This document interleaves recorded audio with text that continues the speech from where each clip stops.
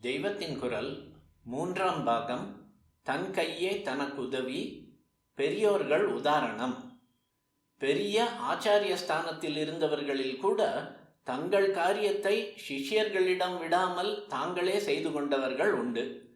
வேதாந்த தேசிகன் ஒரு பெரிய சம்பிரதாயத்துக்கே மூலபுருஷராயிருந்த போதிலும் தம்முடைய ஆகாரத்துக்கு தாமேதான் உஞ்சவிருத்தி செய்திருக்கிறார்.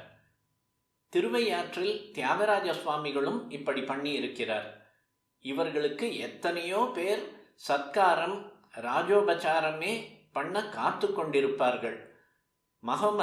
முகமது நபி கூட ரிலிஜியஸ் ஹெட்டாக, மத தலைவராக மட்டுமின்றி டெம்பரல் பவர், ஆட்சி அதிகாரம் பூராவும் வைத்து கொண்டிருந்தாலும் தம் காரியம் முழுவதையும் தாமே பண்ணிக்கொண்டார் என்கிறார்கள்.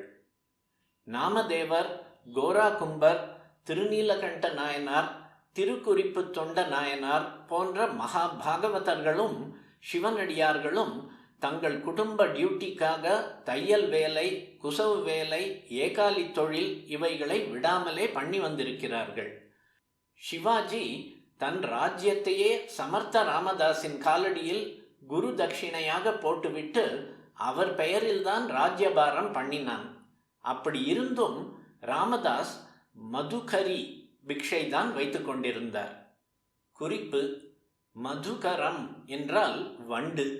வண்டு பல புஷ்பங்களிலிருந்து துளி துளியாக தேன் எடுத்துக்கொள்வது போல் எந்த ஒரு கிரகஸ்தருக்கும் அதிக சிரமம் தராமல் ஒரு குடும்பத்திலிருந்து ஒரு கவளம் வீதம் பல குடும்பங்களில் பிக்ஷை வாங்கி உண்பதே மதுகரி பிக்ஷை. 5 குடும்பங்களில் மதுகரி பிக்ஷை பெற வேண்டும் என்றும் நியமம் உண்டு.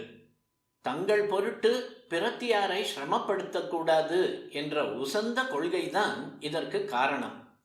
ஆகவே வெளியிலே சோசியல் சர்வீஸ் செய்பவனாக பெயர் வாங்கிவிட்டு வீட்டிலே இவன் மற்றவர்களின் சர்வீஸை வாங்கிக் கொள்கிறான் என்றால் அது ஹம்பக் தான்.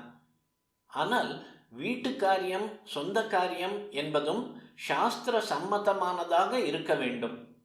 இப்போது ஒவ்வொருத்தனுக்கும் அவனுடைய குடும்பத்துக்காரர்களுக்கும் ஏற்பட்டிருக்கும் பேராசைகளை எல்லாம் பூர்த்தி செய்வதை டியூட்டி என்று சொல்ல முடியாதுதான்.